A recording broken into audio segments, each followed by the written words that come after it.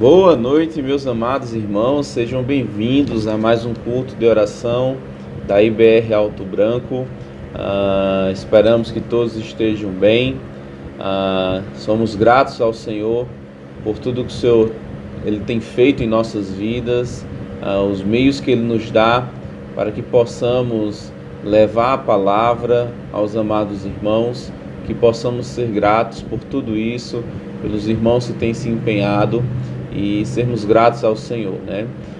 Vamos orar ao nosso Deus, pedindo a Ele discernimento para entendermos a Sua palavra, para receber os nossos louvores, que possa ser resultado de um coração grato e que reconhece a pessoa e a obra do Senhor em nossas vidas. Vamos orar.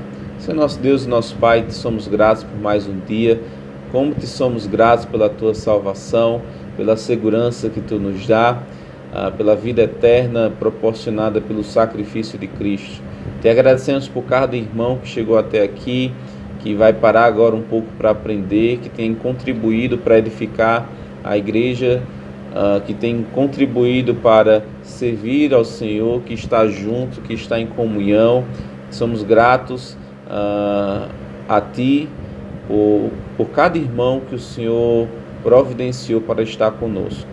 Então recebe o nosso louvor, recebe a nossa adoração. Assim te oramos em nome de Jesus. Amém. Amém? Então vamos iniciar louvando com o hino do cantor cristão de número 305, Consagrar Tudo. Olá, amados, que a graça e a paz do Senhor seja com todos. Vamos louvar com o hino do cantor cristão de número 305, que tem por título Consagrar Tudo. Vamos louvar ao Senhor.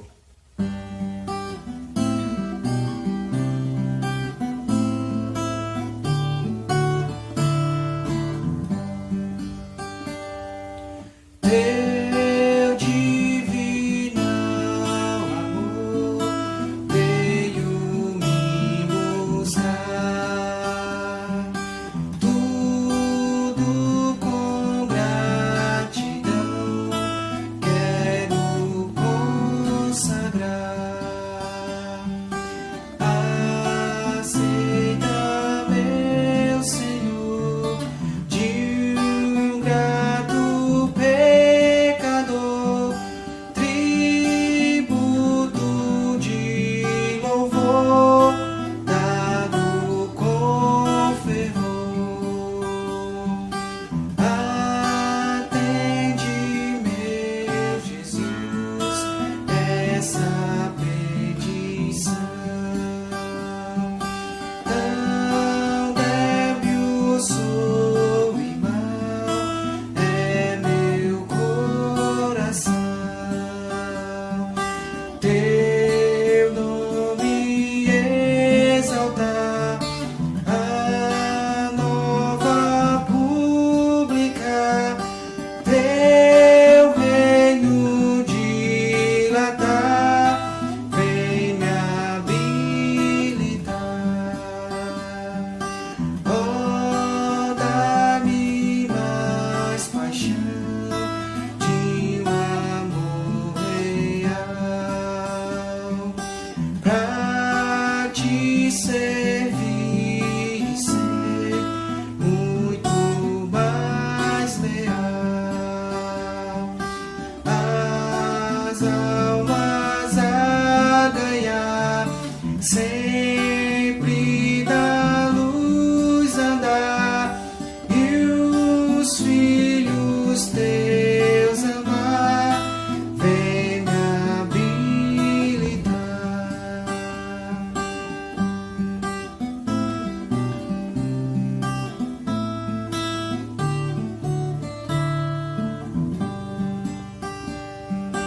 Tudo que sou, Senhor, eu te voltarei. Do mundo vil e mal, nunca mais serei. Teu rosto quando vi, amor do céu, luz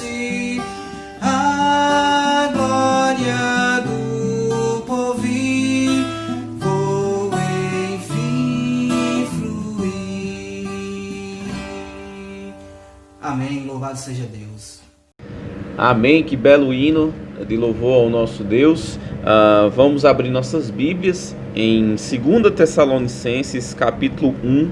Eu queria que todos vocês fossem até lá, abrissem suas Bíblias, 2 Tessalonicenses, capítulo 1.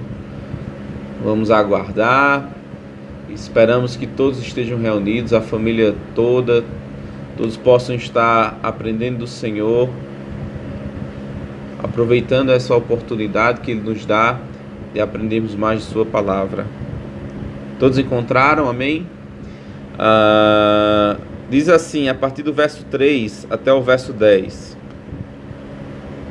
Irmãos, cumpre-nos dar sempre graças a Deus no tocante a vós outros, como é justo, pois a vossa fé cresce sobremaneira e o vosso mútuo amor de um para com os outros vai aumentando, né? Olha só, que isso possa ser real também em nossa vida. A tal ponto que nós mesmos nos gloriamos de vós nas igrejas de Deus, à vista da vossa constância e fé, em todas as vossas perseguições e nas tribulações que suportais, sinal evidente do reto juízo de Deus, para que sejais considerados dignos do reino de Deus, pelo qual com efeito estáis sofrendo.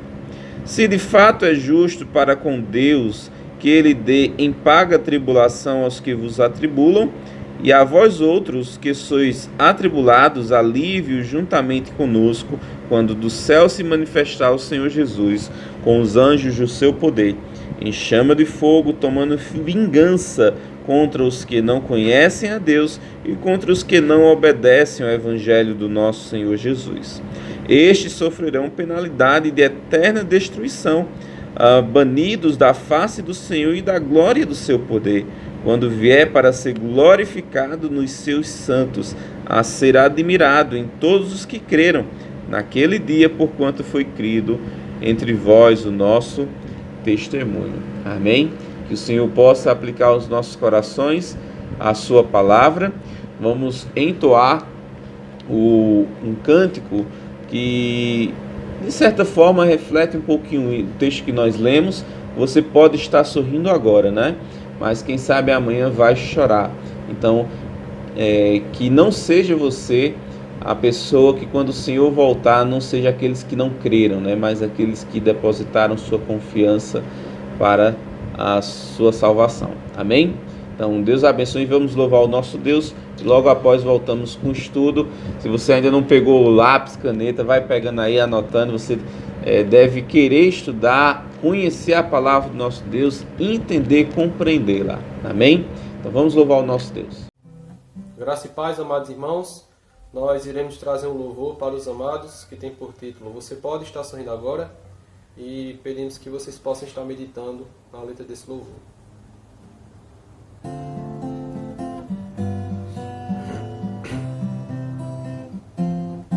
Você pode estar sorrindo agora, mas quem sabe amanhã vai chorar. Mas eu sei que você sabe a dor de viver todo o tempo sem ter com quem contar. Você pode estar sorrindo agora, mas quem sabe amanhã vai chorar. Mas eu sei que você sabe a dor de viver todo o tempo sem ter com quem contar. Quem sabe até vai querer disfarçar todo este nada que existe em você. Não fujas mais, tente enfrentar. Olhe pra Deus, Deus tem tanto amor pra dar, tanta paz. Deus sempre estende a mão, quer ser amigo, Deus quer ajudar. Destranque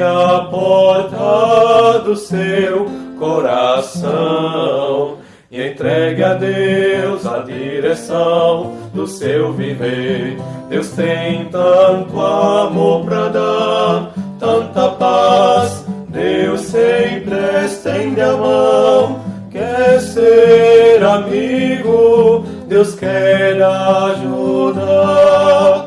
Destranque a porta do seu coração e entregue a Deus a direção do seu viver. E entregue a Deus a direção do seu viver. Seu viver.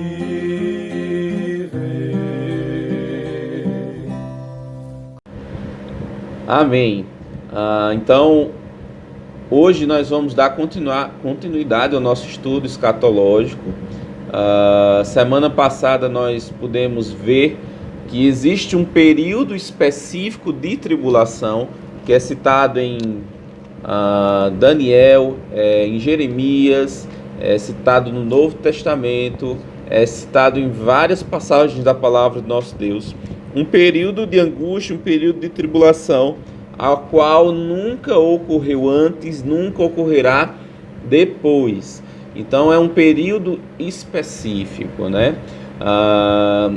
Durante essa semana eu vi algumas falas de algumas pessoas, alguns pregadores também, falando sobre um período de tribulação que a igreja irá passar, né? Como se a igreja fosse passar por esse período de tribulação. Então hoje eu ia dar início a Mateus 24, mas antes de iniciar Mateus 24, eu gostaria de ver com vocês várias evidências para que a gente retire isso do nossa mente, para que a gente não se perturbe em relação a isso, como Paulo fala aos Tessalonicenses, para que a gente não se aflige enquanto a isso. Por quê? Porque a Bíblia deixa claro que nós não iremos passar, e nós vamos ver durante essa semana e a outra semana várias evidências, apontamentos que a Bíblia nos direciona que a igreja do Senhor não irá passar por esse tempo, para que você esteja ciente dessas coisas e acerca das coisas que o Senhor nos diz em sua palavra, tá certo? Então vamos orar ao Senhor mais uma vez, pedindo a Ele compreensão para que possamos aplicar as verdades aqui ensinadas na palavra do nosso Deus aos nossos corações e possa frutificar. Senhor nosso Deus e nosso Pai, te louvamos por mais um dia, te agradecemos pela oportunidade que o Senhor nos dá de aprender. Abençoa cada irmão que está aqui para aprender da Tua palavra, que o Senhor possa trabalhar em suas vidas, em seus corações, e que possamos estar plenos, certos das coisas que o Senhor revela através da Sua palavra para nós. Assim te oramos, Senhor, em nome de Jesus. Amém. Amém? Então hoje nosso propósito é trabalhar 4 textos, verificando algumas palavras que apontam para isso, né? E esses 4 textos encontram-se nas 2 cartas de Paulo aos Tessalonicenses.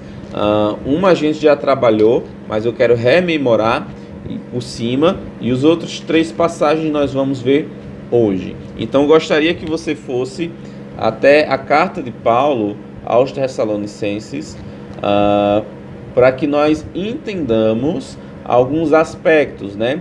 1 Tessalonicenses 4, 13 a 18, vai falar acerca do arrebatamento da igreja, as coisas que envolvem o arrebatamento, a vinda de Cristo para levar a sua igreja, não para exercer juízo aqui na terra, mas para levar a sua igreja, como fala em João capítulo 14. Irei e vos levarei para mim mesmo, ou seja, iremos para o local que Deus tem, que Cristo tem preparado para nós. Iremos para junto do noivo, né? Não quero, irmãos, que sejais ignorantes acerca dos que dormem. Aqui alguns crentes de Tessalônica tinham partido, e os crentes pensaram, os demais que estavam vivos, eles perderam a vinda de Cristo para levar a sua igreja, né? Então Paulo vai consolá-los acerca disso, que eles não perderam, como serão os primeiros a desfrutar da vinda de Cristo, no sentido, o corpo deles serão ressuscitados, né? Agora, uma coisa que é interessante nesse texto, a gente vai ler ele todo, é que eles não estavam preocupados acerca deles mesmos em relação a um período de tribulação. Eles estavam tranquilos em relação a isso, na perspectiva da volta iminente de Cristo, né? A preocupação era com aqueles que partiram e não com eles, pelo período que iriam passar, né? Não quero, porém, irmãos, que sejais ignorantes acerca dos que dormem, para que não vos entristeçais como os demais que não têm esperança. Porque se cremos que Jesus morreu e ressuscitou, assim também os que em Jesus dormem, Deus os tornará a trazer com ele. Dizemos-vos, pois, isto pela palavra do Senhor, que nós, os que ficarmos vivos para a vinda do Senhor, não precederemos os que dormem. Ou seja, Cristo voltará, os mortos ressuscitarão e nós seremos arrebatados. Versículo 16 fala isso. Porque mesmo o Senhor descerá do céu com alarido. Descerá do céu até onde? Até as nuvens. Isso vai falar no versículo 17. Descerá com alarido e com voz de arcanjo e com a trombeta de Deus, e os que morreram em Cristo ressuscitarão primeiro, depois nós, os que ficarmos vivos, seremos arrebatados juntamente com ele nas nuvens, a encontrar o Senhor nos ares, e assim estaremos sempre com o Senhor. Portanto, consolai-vos uns aos outros com essas palavras. Então, a primeira coisa que nós vimos são as coisas que estão ao redor do arrebatamento, ou seja, a vinda do Senhor, o anúncio do arcanjo, a trombeta de Deus, a ressurreição dos mortos e a ida para nos encontrarmos e sermos transformados, o nosso corpo, transformados em corpo glorioso, né? Nessas oportunidades também teremos o tribunal de Cristo. Bem, diante da tribulação, existem aqueles que acreditam que a igreja passará pela tribulação e no final da tribulação, Cristo voltará para arrebatar a sua igreja, né? Entretanto, esses que acreditam desse modo, eles encontram vários problemas bíblicos, né? Por exemplo, a Bíblia fala em Apocalipse de um reino milenar. Bem, se Cristo virá no final da tribulação e arrebatará a igreja e o restante será dizimado na guerra do Armagedon, então quem vai povoar o milênio? Pois no final do milênio, Apocalipse nos fala que haverá uma rebelião. Quem vai se rebelar? As pessoas que entraram no milênio. Mas como haverá rebelião se todos são glorificados, pois foram arrebatados? Então, não tem sentido. Então, para que ocorra o milênio, para que aquilo que Apocalipse fala, se faz necessário que a igreja seja arrebatada antes, e as pessoas que vão entrar no milênio vindas da grande tribulação, são pessoas que não terão corpos glorificados, que crerão em Cristo, mas que lá poderão povoar a terra, poderão casar e dar em casamento, ter filhos. Então, essas pessoas que vão ser regidas pelo reinado de Cristo, ali que fala em Apocalipse, né? Entretanto, aqui a vinda de Cristo será para nos arrebatar antes dessa tribulação. Então se encaixa de maneira correta com os demais ensinamentos bíblicos, né? Segundo texto que nós vamos ver hoje, esse foi mais para relembrar o que a gente já viu, né? Segundo texto é 1 Tessalonicenses, capítulo 4, versículos 13 a 18, que vai falar sobre a tribulação, né, que ocorrerá. Observe um texto, 1 Tessalonicenses, capítulo 5, versículos de 1 a 11. Diz o seguinte: mas, irmãos, e agora a gente vai se ater um pouquinho mais, né? Mas, irmãos, acerca dos tempos e das estações, não necessitais de que vos escreva. Ou seja, eles já tinham conhecimento de muitas coisas claras que Paulo tinha ensinado aos Tessalonicenses, né?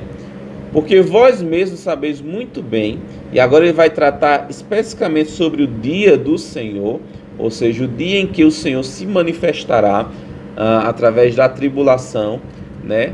Você lê lá em Apocalipse, quem é digno de abrir os selos, né? E João chora porque não havia ninguém digno.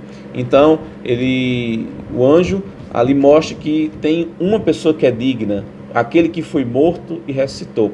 Ele é digno de abrir os selos e começar ali o início, vamos dizer assim, do dia do Senhor, os julgamentos do Senhor para as nações.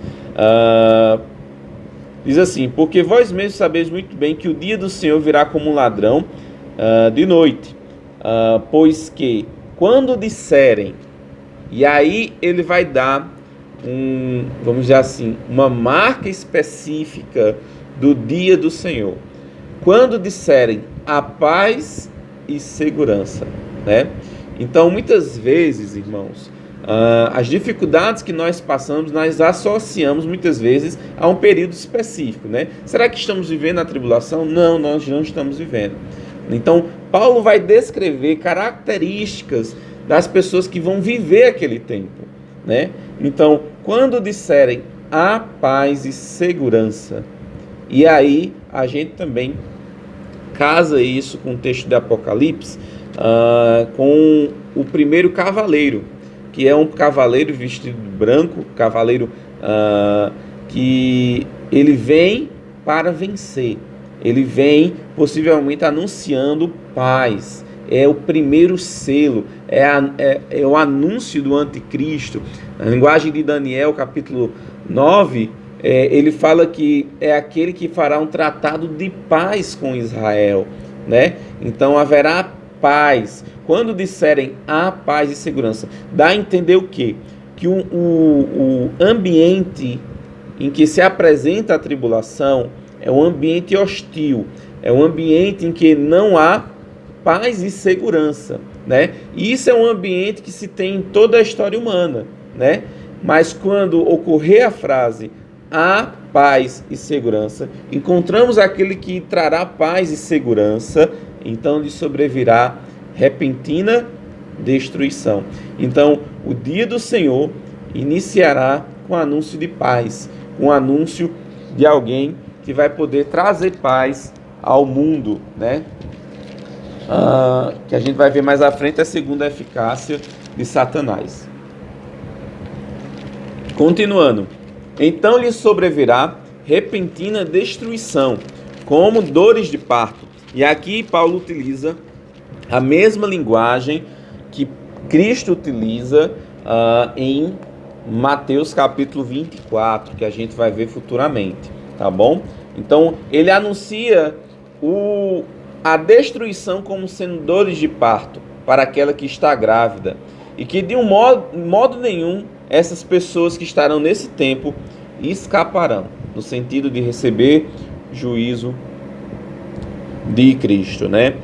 Como é que se dá as dores de parto? As dores de parto, à medida que está perto de nascer o bebê, ele começa as dores com espaços de tempo maiores e dores menores, né? A intensidade da dor é menor e o espaço entre uma e outra é maior. E à medida que vai passando o tempo, o que é que ocorre? Os intervalos diminuem das contrações e a intensidade aumenta. Isso é a descrição, por exemplo, de Apocalipse. Como é que se dá Apocalipse? Apocalipse vai se dar através de 7 selos, que são julgamentos. O 7º selo anuncia 7 trombetas, e a 7ª trombeta anuncia os 7 castiçais, os 7 cálices, né? Perdão, os 7 cálices que serão derramados da ira de Deus. De maneira em que comece-se com uma temporalidade entre um e outro maior, e à medida que vai chegando ao final, principalmente no meio da tribulação para o final, vai se intensificando, assim como as dores de parto, né? Então ele dá uma descrição aqui de como seria o período que é definido como o dia do Senhor, né? É uma temporalidade, vamos dizer assim. Agora é interessante no versículo 4 que ele diz, olhe, o dia do Senhor, descreve o dia do Senhor, iniciará com o anúncio de paz e segurança, mas de maneira repentina virá destruição. Ele descreve como será esse período, como dores de parto, ou seja, a tendência é aumentando, aumentando, aumentando, aumentando, e a gente vê isso em Apocalipse. Agora no versículo 4 ele vai voltar a atenção para os Tessalonicenses, com uma conjunção adversativa, ou seja, opondo-se à ideia que ele falou anteriormente, em relação aos Tessalonicenses, que é o quê? Mais vós. Mais vós.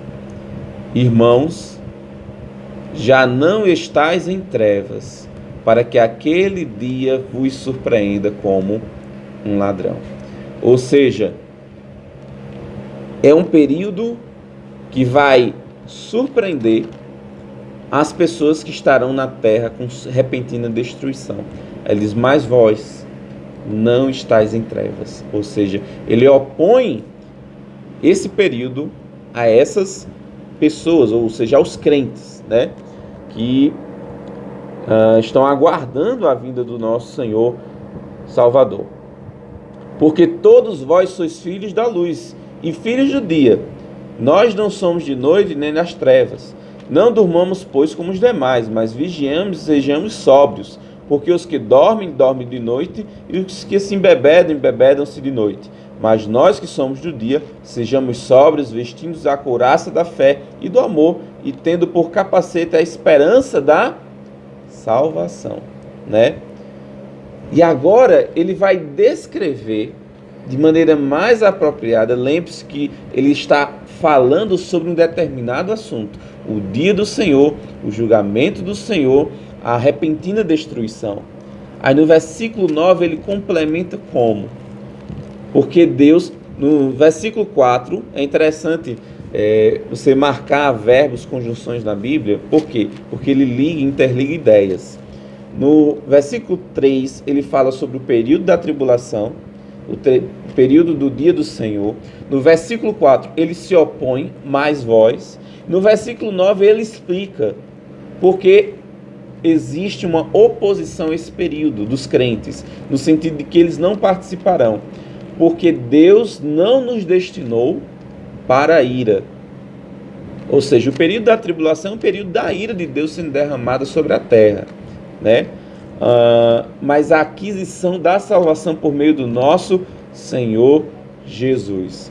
Olha só, então Deus não nos destinou à ira, né? E a gente vai ver que Apocalipse fala sobre a ira de Deus sendo derramada. A gente vai ver outros indicativos, características desse período que não tem nada a ver com a igreja. A igreja, por exemplo, só para vocês terem ideia, a igreja é uma instituição em que não há distinção entre judeu e grego.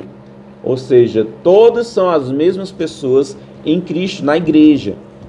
Entretanto, o período da tribulação é um período em que ele é marcado por características judaicas. Logo, há uma distinção, novamente, entre judeus e gentios. Por exemplo, haverá 144 mil testemunhas, sendo 12 mil de cada tribo judaica. Isso é passível de ocorrer dentro da igreja do Senhor? De forma nenhuma, porque não há mais distinção entre judeu e grego, né? Segundo, a gente viu que esse período, através do profeta Jeremias semana passada, é um período da angústia de Jacó. Então a gente vai ver ali que Israel vai ser afligida não por causa da ira de Deus, mas por causa do anticristo, né? E ali nesse sofrimento ele vai ser preparado para receber a Jesus Cristo, que já está vindo com a sua noiva, com Cristo, com a igreja glorificada. E Israel vai receber a Cristo, como fala lá em Zacarias. Olharão para aquele a quem transpassaram e prantearão como quem pranteia pelo unigênito, né? Então é uma característica totalmente marcada para os judeus, né? Porque Deus não nos destinou para a ira, mas para a aquisição da salvação por nosso Senhor Jesus Cristo, que morreu por nós para que, quer vigiemos, quer durmamos, vivamos juntamente com Ele. Por isso, exortai-vos uns aos outros, edificai-vos uns aos outros, como também o fazeis. Ok? Então, esses dois trechos falam acerca de 1 Tessalonicenses e fala como o período do dia do Senhor marcado mas nós não vamos ser surpreendidos com esse dia, pois não pertencemos às trevas, mas pertencemos à luz, porque Deus não nos destinou à ira, mas à aquisição da salvação. Até aí entendido, né? Segunda coisa, e agora a gente vai para a 2 Tessalonicenses. Passa um pouquinho as folhas. Paulo escreve 1 Tessalonicenses. Passa alguns meses, ele escreve 2 Tessalonicenses. Entre esse período, os tessalonicenses eles foram afligidos por alguma carta que alguém enviou como sendo Paulo, sem ser Paulo, né? Dizendo que o dia do Senhor havia chegado, pois eles estavam passando por tribulações e por aflições, e eles associam essas tribulações que os tessalonicenses estavam passando como os julgamentos do dia do Senhor. Talvez como muitos estejam fazendo hoje em dia acerca da pandemia. Entretanto, o período do dia do Senhor, a tribulação, é um período que marca, é um período específico e que o final dele retrata o retorno de Cristo. Logo, quando se começa o período, você tem a certeza que logo após esse período específico, a gente vai ver quanto tempo é que a Bíblia fala, Cristo irá retornar para reinar. Entretanto, muitas vezes o que é que pode ocorrer? Por não conhecer a palavra de Deus, os marcadores desse período, associar dificuldades e tribulações que se passam de maneira cotidiana, normal, como aspectos desse período. Então, eu vi alguns pastores, eu vi algumas pessoas falando que a gente está vivendo a tribulação com essa pandemia, né? E não é. A pandemia é um resultado de nossa condição humana, de ser pecador. Nós já passamos por problemas antigos, ebola, passamos por gripe espanhola, vários problemas no mundo, né? E isso é suscetível de ocorrer, entende? Então, essas coisas que ocorrem não são aspectos da tribulação específica que a Bíblia fala, né? Essa tribulação específica tem suas marcas específicas e não são para nós, né? Então, algumas pessoas escreveram para os Tessalonicenses no período entre a primeira carta e a segunda carta, falando que eles já estavam vivendo o período do dia do Senhor. E Paulo vai escrever agora a segunda carta aos Tessalonicenses, explicando, né? Chegou ao ponto até de algumas pessoas pararem de trabalhar, né? Lá em Tessalônica, que ele disse, não, quem não trabalha também não coma, né? Então a gente vai ver algumas características do que ele fala em 2 Tessalonicenses, né? Por exemplo, o propósito da tribulação para os gentios. A gente vê isso em 2 Tessalonicenses 1, 4 a 10. Chegaram até lá? 2 Tessalonicenses, capítulo 1, versículos 4 a 10. Diz o seguinte: de maneira que nós mesmos nos gloriamos de vós nas igrejas de Deus por causa da vossa paciência e fé, e em todas as vossas perseguições e aflições que suportais. Ou seja, esses crentes estavam passando por problemas, por dificuldades, por perseguições, por aflições. Prova clara do justo juízo de Deus, para que sejais ávidos por dignos do reino de Deus, pelo qual também padeceis, né? Então eles estavam passando por dificuldades, e essas dificuldades, perseguições que eles estavam passando, eram sinônimo de algo que ia ocorrer por causa do que eles estavam passando. Olha só, versículo 6. Se de fato é justo diante de Deus que dê em paga tribulação aos que vos atribulam. Ou seja, a tribulação que eles estavam passando eram geradas pelos incrédulos, pela perseguição, né? E ele diz assim: é justo que Deus, em troca da tribulação que vocês têm vivido, pague por tribulação a essas pessoas que vos atribulam. Isso fecha com aquilo que nós falamos semana passada. A tribulação tem dois propósitos. Um é um período de, vamos dizer assim, de provação que virá sobre toda a face da terra, de teste, vamos dizer assim, de pagamento pelo fato da terra está cheia de corrupção, né?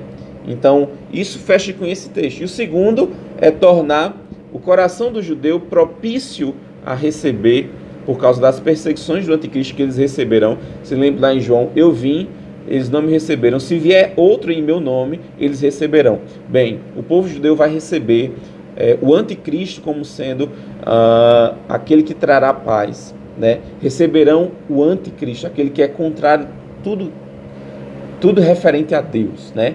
Eles receberão a ele. Mas depois ele quebrará o acordo, começará a perseguir os judeus, né? E aí o coração dos judeus vai se tornar apto a receber a Cristo quando ele virá em sua glória para resgatar os judeus que estavam passando por perseguição do anticristo. Versículo 6. Ele fala que Deus irá pagar com tribulação aos que vos atribulam. E vós, porque a perspectiva deles era da volta iminente de Cristo, ou seja, eles aguardavam a qualquer momento a volta de Cristo, e quando eles fossem levados, viria logo a tribulação. Logo, eles entendiam o quê? Aqueles que nos atribulam, nós seremos levados, e essas pessoas serão atribuladas. No sentido não pejorativo do homem, de vingança, assim como o homem pensa, mas no sentido do reto juízo, da justiça perfeita de um Deus santo, né? É bom esclarecer isso. E vós que sois atribulados, descanso conosco, quando se manifestar o Senhor Jesus desde o céu com os anjos do seu poder. Ou seja, é lógico que todos aqueles que morrem descansam de suas fadigas, a Bíblia nos diz isso. Entretanto, o pagamento pela tribulação que eles recebiam, essas pessoas que atribulavam eles, iriam receber o pagamento como? Através da justiça de Deus sendo despejada, a ira de Deus sendo despejada. Nós podemos ver esse princípio a partir do texto de Apocalipse, capítulo 6, versículos 9 a 10. Deixa eu abrir aqui, balancear a câmera. Apocalipse 6. Isso é um princípio. Aqui em Apocalipse é algo específico da tribulação, mas é um princípio que a gente entende acerca do que Paulo está dizendo. Olha o que diz lá. Capítulo 6, do 9 ao 11. Quando ele abriu o quinto selo, vi debaixo do altar as almas daqueles que tinham sido mortos por causa da palavra de Deus e por causa do testemunho que sustentavam. Clamaram em grande voz, dizendo: até quando, ó soberano Senhor, santo e verdadeiro, não julgas nem vingas o nosso sangue dos que habitam sobre a terra? Agora é interessante pensar que essas pessoas, esses crentes que estavam lá no céu, as suas almas, eles aguardavam o juízo de Deus para com aqueles que afligiram as suas almas, né? Então é disso que Paulo está falando, não no sentido de Apocalipse, mas o princípio. Quando Cristo vier julgar a terra, ele julgará aqueles que afligiam a alma dos crentes, né? Do período antes da tribulação. Ele continua: como é que Cristo vai retribuir essas pessoas? Versículo 8: com labareda de fogo, tomando vingança dos que não conhecem a Deus e dos que não obedecem ao Evangelho de nosso Senhor Jesus Cristo, os quais por castigo padecerão. Ou seja, o sofrimento não vai ser apenas aqui na terra, no sentido de quando Cristo vier, os julgamentos, a tribulação como um todo, os selos, as trombetas, as taças, não findará aí. Isso é o início, no sentido de que o sofrimento deles será eterno.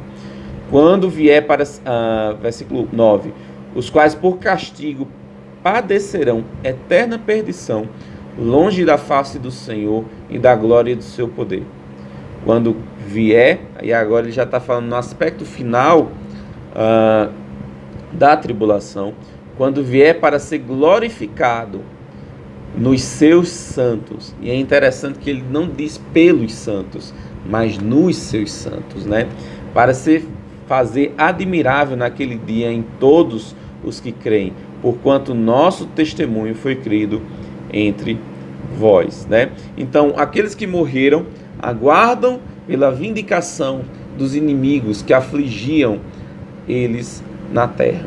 Então, quando Paulo fala sobre isso, ele vai explicar mais agora mais adiante em 2 Tessalonicenses, e a gente vai ver isso. Mas um dos aspectos da tribulação é a retribuição aos gentios. É como se o cálice tivesse transbordado, né? A gente vê essa expressão no Antigo Testamento, né? Quando, Senhor, não está na hora de possuir a terra, não, o cálice deles ainda não transbordou, né? Falando em relação àquele povo pagão pecaminoso. Então, a ira de Deus será derramada sobre todas as nações, pois eles não conheceram o Senhor. Amém? O último texto que eu gostaria de trabalhar com vocês é 2 Tessalonicenses. Esse é o texto maior que a gente vai trabalhar hoje. 2 Tessalonicenses 2, 1 a 17. E eu queria que vocês fossem até lá.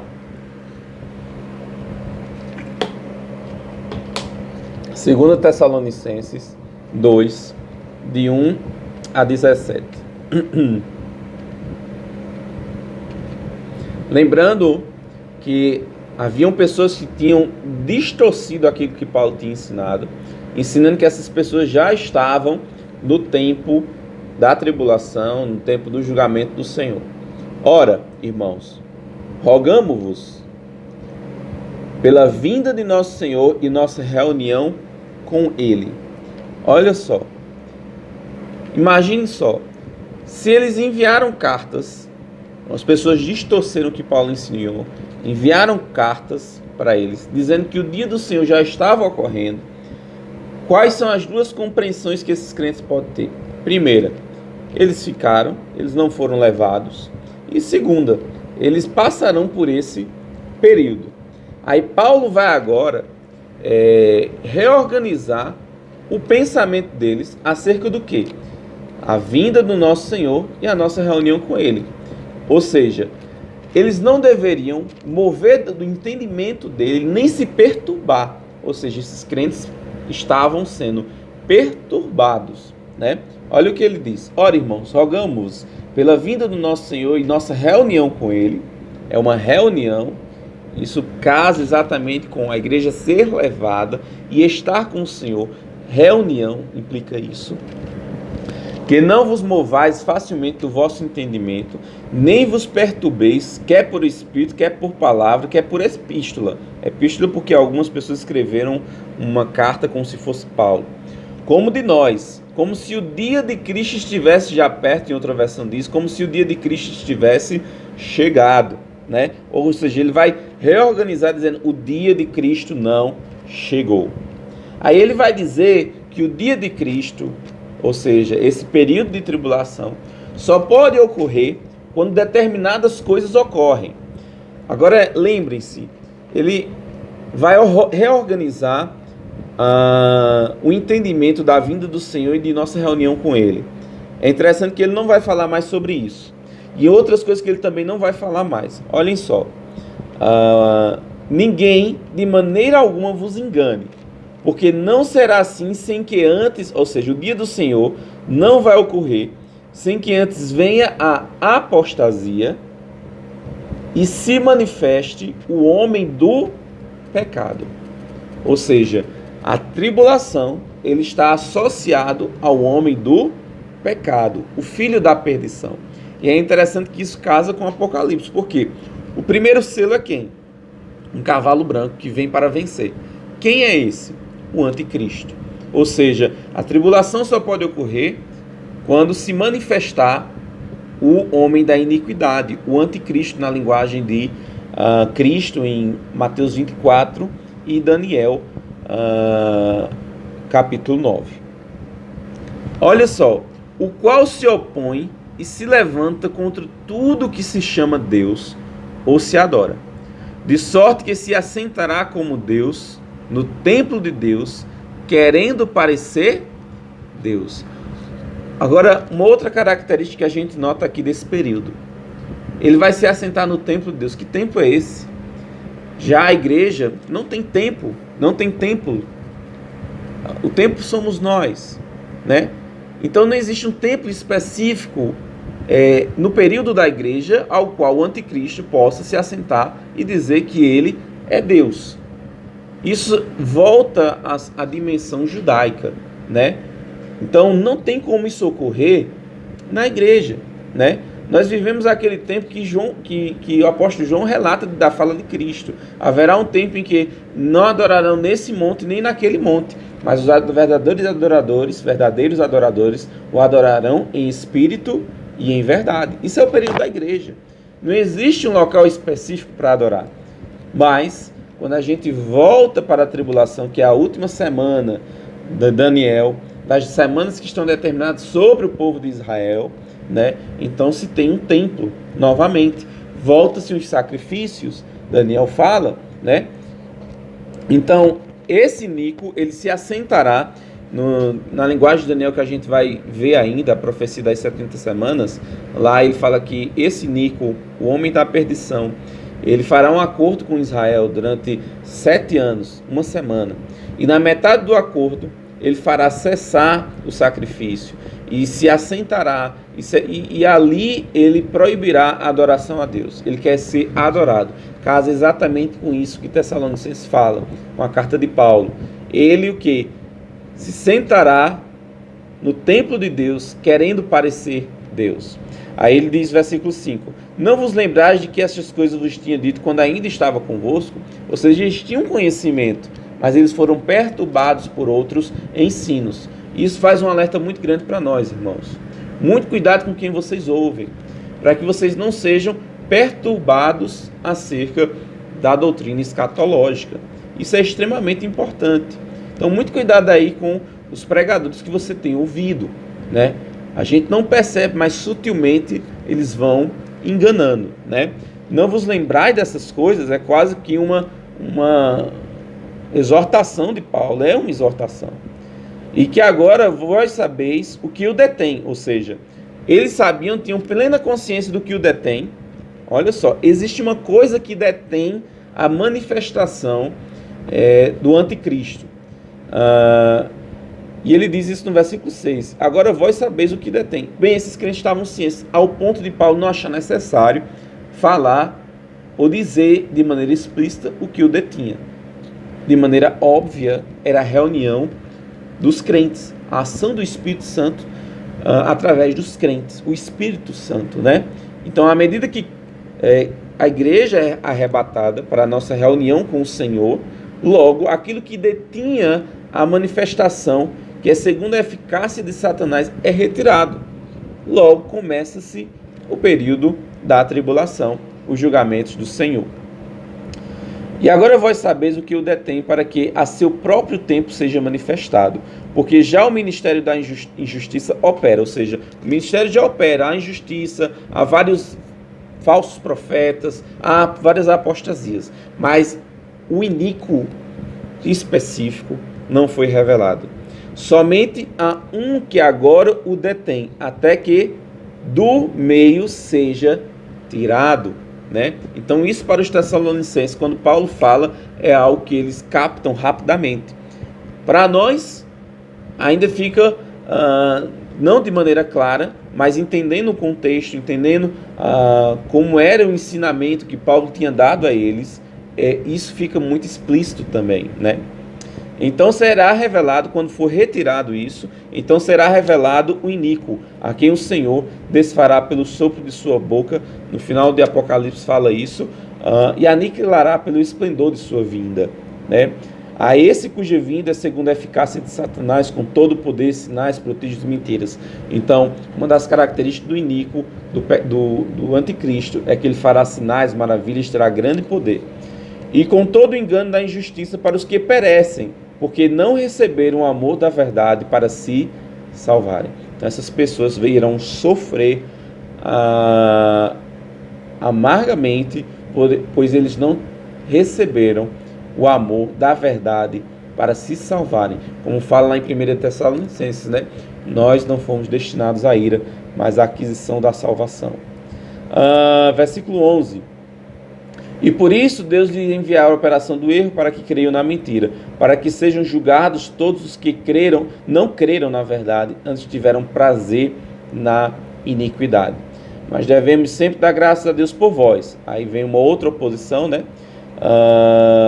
Mas devemos sempre dar graças a Deus por vós, irmãos amados do Senhor, por vos ter Deus elegido desde o princípio para a salvação, em santificação do Espírito e fé na verdade, para o que pelo vosso Evangelho vos chamou, para alcançardes a glória de nosso Senhor Jesus. Então, irmãos, estáis firmes, retendo as tradições que vos foram ensinadas, seja em palavras, seja por epístola nossa.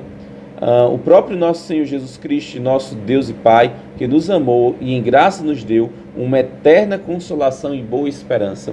Nós aguardamos o Senhor, nós aguardamos uma boa esperança. Consolem vossos corações e vos confirmem toda palavra e obra. Isso é um motivo de consolo. Nós aguardamos a vinda de Cristo e não o anticristo. Nós temos uma boa esperança, uma bendita esperança, como fala lá em Tito. Então, nós não estamos vivendo a tribulação só vai ocorrer quando surgir paz e virá repentina tribulação, né? Só quando o iníquo for revelado, mas o iníquo só será revelado quando aquilo que o detém for retirado, quando a igreja for arrebatada. Então, estamos vivendo o tempo da tribulação? De forma nenhuma. Louvamos a Deus por isso. Amém? Então, que bom que temos essa maravilhosa promessa, essa perspectiva. A gente vai estudar mais semana que vem acerca disso. Mas você viu também nos textos que o Senhor virá e todos aqueles que não receberam o Evangelho, a verdade preciosa de Cristo, eles irão ser julgados, né? Você já recebeu essa verdade? Você já pôde desfrutar dessa confiança, apesar das tribulações que nós passamos? Nós não vamos estar aqui nesse tempo. Se você não tem essa certeza, você não pode simplesmente dormir e descansar no Senhor. Talvez seja hoje que você possa conhecer essa mensagem de vida eterna e salvação. Você possa reconhecer Cristo como seu bendito Salvador e se arrepender de seus pecados e depositar nele a confiança. Amém? Agora vamos para o nosso tempo de oração, que vamos poder orar uns pelos outros, colocar nossos pedidos, agradecimentos. Os irmãos da igreja podem colocá-lo no grupo. E em casa, família reunida, vamos estar orando uns pelos outros. Você também que não faz parte da IBR Alto Branco, pode fazer também na sua casa, reúna sua família e orem por aquilo que vocês necessitam colocar diante do Senhor, agradecer por aquilo que Ele tem feito em nossas vidas. Agradecemos ao Senhor porque Ele não nos destinou ainda, né? Semana que vem retornaremos com outros aspectos, outros textos da palavra do nosso Deus que nos falam dessa garantia da igreja não estar passando pela tribulação. Deus abençoe e tenha uma ótima noite. Amados, que a graça e a paz do Senhor esteja com todos. Vamos louvar com o hino do cantor cristão de número 148, que tem por título Hora Bendita. Vamos louvar ao Senhor.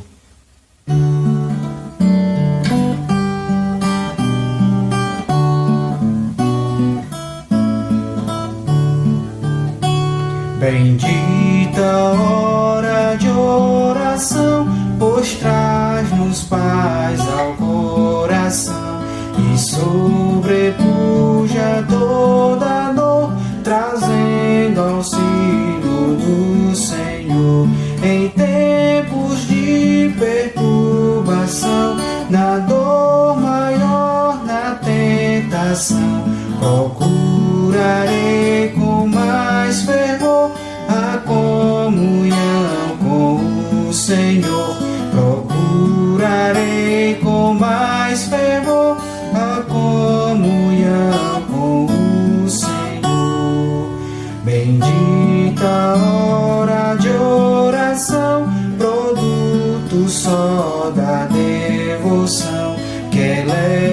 céu o seu odor, em doce cheiro ao meu Senhor.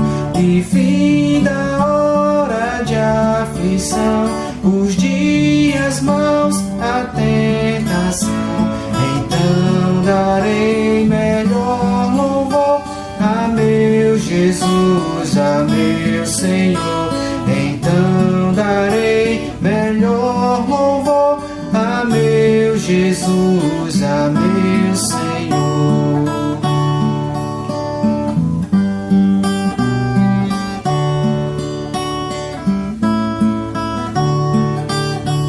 Bendita a hora de oração, pois liga-nos em comunhão e traz-nos fé e mais amor, enchendo o mundo de luz. Desejo a vida que finda, com fé, amor constante orar. Depois da morte do pavor, então será assim só louvor. Depois da morte do pavor, então será assim só louvor. Amém.